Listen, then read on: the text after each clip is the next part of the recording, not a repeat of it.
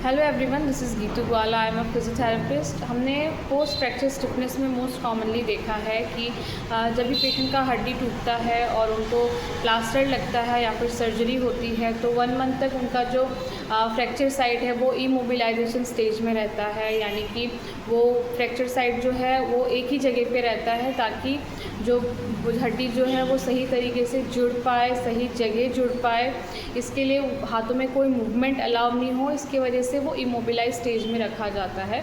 लेकिन after that period of time जब plaster उतरता है तो पेशेंट को कन्फ्यूजन रहता है कि अब तो हड्डी जुड़ चुका है, अब मैं हाथों को या फिर किसी भी फ्रैक्चर साइट को क्यों पहले की तरह मूव नहीं कर पा रहा हूँ, वो एक्टिविटीज़ क्यों नहीं कर पा रहा हूँ जो मैं पहले अच्छे से कर पाता था। तो this is very important to understand कि जब भी आपका फ्रैक्चर होता है और 1 मंथ तक हाथ एक ही जगह पे रहता है तो फ्रैक्चर साइट पे उस एरिया पे स्कार फॉर्मेशन हो जाता है, एडहेशन फॉर्मेशन हो जाता है, जो कि हड्डी जुड़ने के वक्त ही उसका एक प्रोसेस है, स्कार फॉर्मेशन हो जाना, जो कि बहुत नेचुरल है। लेकिन वापस से जब आप प्लास्टर ओपन होता है और जब आप मूवमेंट करने जाते हैं वो एकदम से नहीं आता।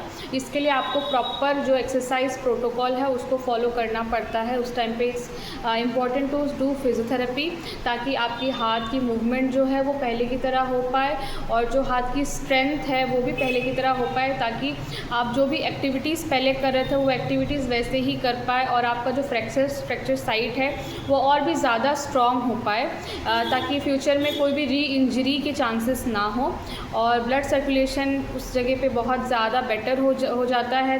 हीलिंग प्रोसेस को इम्प्रूव करने के लिए पेशेंट बहुत ज़्यादा कन्फ्यूजन रहता है कि उस टाइम पे उनको क्या करना चाहिए। बहुत टाइम पे पेशेंट जो है आफ्टर 2-3 मंथ्स आते हैं फिजियो के बाद, देखते हुए कि उनका हाथ जो है वो नहीं मुड़ पाता है, पर 2-3 मंथ तक जो उनका हाथ है वो ऑलरेडी बहुत ज़्यादा स्टिफ हो जाता है, सख्त हो जाता है।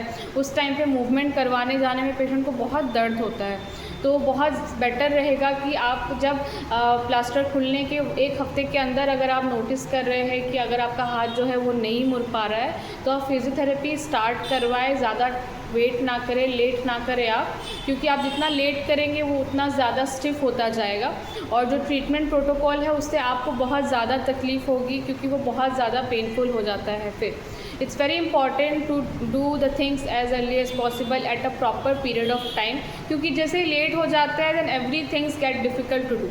सो take the necessary steps as early as possible. Thank you.